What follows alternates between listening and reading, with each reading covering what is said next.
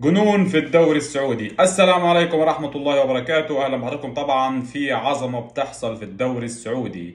الأهلي يخسر من الفتح، وكمان النصر يسحق الحزم. مباريات نارية جدا في الدوري السعودي، الدوري الأفضل في الشرق الأوسط حاليا. بدون ما نخش في أي مناقشات في أي حاجة، خلاص الدوري السعودي في حتة تانية.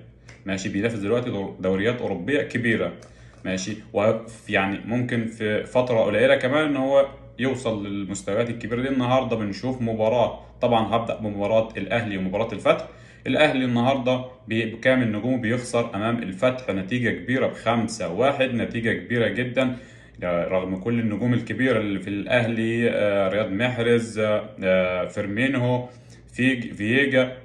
موضوع كبير، ورغم كده خسر. ليه؟ لأن ده دوري تنافسي، دوري عدالة. العدالة فيه تطبق على كل الأندية. ماشي، العدالة موزعة على كل الناس. الفرق الصغيرة عندها العزم إن هي تكسب الفرق الكبيرة.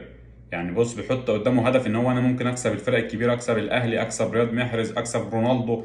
مفيش كبير في الدوري ده. ده دوري تنافسي، اللي بيقدر على التاني بيكسبه.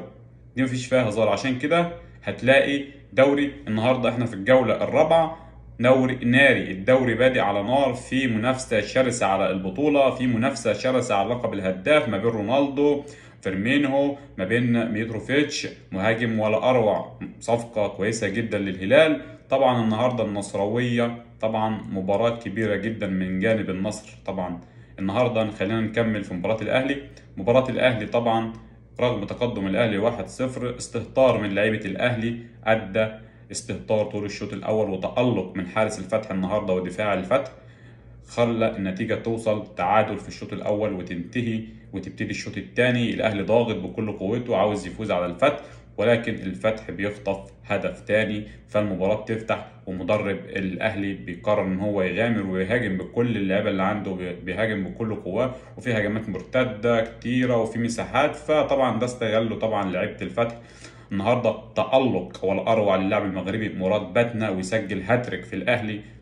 دوري تنافسي مفيش فيه كبير، اللي بيقدر على التاني بيكسبه. زيه زي الدوري الانجليزي، زيه زي الدوري الانجليزي. الدوري الانجليزي تلاقي الفرق الكبيره بتخسر، الجوله اللي جايه بتكسب كده. انما ما بنشوفش القوه دي ولا الروعه دي الا في الدوري السعودي. ناس هتقول لك اللعيبه جايه تعتزل، لا، مباريات ناريه. انت اتفرج بنفسك وشوف، هتلاقي في مباريات ناريه ما بين كل اللعيبه النهارده. تألق ماشي في كل الفرق الصغيرة عايزة تكسب الفرق الكبيرة. الهلال خسر، النصر خسر، الاتحاد خسر، كل الفرق الكبيرة خسرت. في دوري، في منافسة، في قوة، في جماهير، في تصوير ولا أروع. المنتج اللي بيطلع لك التصوير دوت برضه بيبان المنتج بتاعك. فأنت عندك تصوير عالمي، عندك دوري عالمي، عندك لعيبة عالمية، عندك كل حاجة عالمية، إدارة عالمية، ولسه كمان محمد صلاح جاي. فأنت داخل في موضوع كبير. في خلال سنتين لو الوضع فضل مستمر على الوضع الحالي، فالدوري السعودي هيروح لحتة تالتة. ماشي، وهيكون في مكانة كبيرة. ورغم كده النهارده شفنا كمان مباراة كبيرة للنصر. طبعا النهارده النصراوية هزيمة، فوز ساحق على الحزم، نتيجة كبيرة 5-1.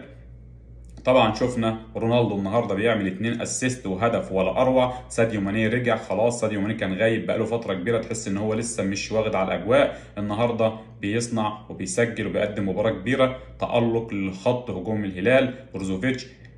في عظمه بتحصل قدام، في عظمه بتحصل عند النصراويه في خط الهجوم. مزيكا، بيعزفوا مزيكا كده قدام. الاربعه اللي قدام دول بيعزفوا مزيكا، ومعاهم رونالدو طبعا.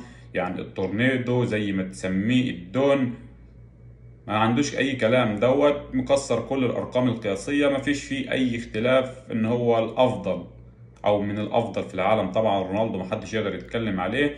وطبعا مباراه ولا اروع للنصر. وطبعا كلنا شفنا الاداء الكبير من جانب طبعا فريق النصر. طبعا الاتحاد، طبعا الهلال في منافسه قويه جدا، واحنا لسه في الاسبوع الرابع. لا تخيل لما نوصل للاسبوع ال 30 خلاص الدوري بقى عليه جولتين، الدنيا هتبقى عامله ازاي؟ مباريات كتيره في نفس التوقيت، فانت ما بتلحقش تشوف اي مباراه. عاوز تشوف كل المباريات، عاوز تشوف رياض محرز، عاوز تشوف فيرمينو، عاوز تشوف فييجا، عاوز تشوف رونالدو، عاوز تشوف ماني، عاوز تشوف كل اللعيبه دي في وقت واحد.